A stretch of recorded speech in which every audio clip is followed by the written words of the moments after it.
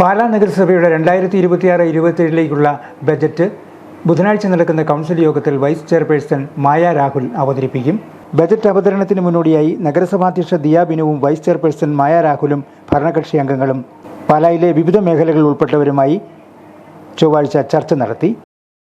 Councillors മാത്രം ആയിട്ട് ചെയ്യുന്ന അല്ലെങ്കിൽ മുനിസിപ്പൽ സ്റ്റാഫ് മാത്രം ഇവിടെ വർക്ക് ചെയ്യുന്ന ഉദ്യോഗസ്ഥരെന്ന് പറഞ്ഞാൽ പല നാട്ടുകളിൽ നിന്ന് വരുന്ന ഉദ്യോഗസ്ഥരുണ്ട്. അവർ ചിലപ്പോൾ കുറച്ച് വർഷങ്ങളായിട്ട് ഇവിടെ ജോലി ചെയ്തു വരുന്നവരാണെങ്കിൽ തന്നെ ഇത്രയും നാളുകളായിട്ട്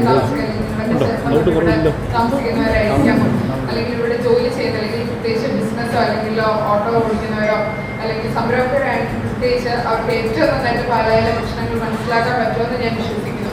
അപ്പോൾ നിങ്ങൾ ഒരു സ്ഥാപനം നടത്തുമ്പോൾ പ്രത്യേകിച്ച് നിങ്ങളുടെ വീട്ടിലെ കാര്യം മാത്രമല്ല, അവിടെ ഓരോ വരുന്ന ആൾക്കാരുമായിട്ട് നമ്മൾ ഇന്ററാക്ട് ചെയ്യുന്നുണ്ട്. അപ്പോൾ കുറേ കൂടെ നന്നായിട്ട് നമ്മുടെ പ്രോബ്ലംസ് മനസ്സിലാക്കും. അപ്പം ഇവിടെ സാറ് പറഞ്ഞതുപോലെ നമ്മളുടെ മേഖലയായിട്ട് റിലേറ്റ് ചെയ്ത മാത്രം കാര്യമായിരിക്കണമെന്നില്ല.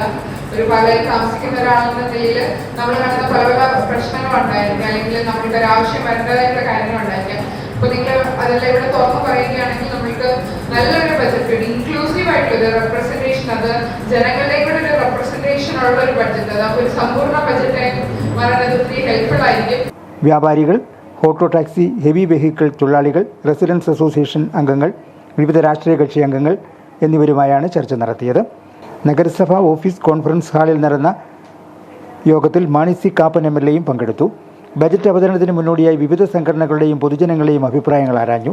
വിവിധ വിഭാഗങ്ങളിൽപ്പെട്ടവർ മുന്നോട്ട് വെച്ച അഭിപ്രായങ്ങൾ സ്വീകരിച്ച് ബുധനാഴ്ച അവതരിപ്പിക്കുന്ന ബജറ്റിൽ ഉൾപ്പെടുത്തുമെന്ന് ചെയർപേഴ്സണും വൈസ് ചെയർപേഴ്സണും പറഞ്ഞു.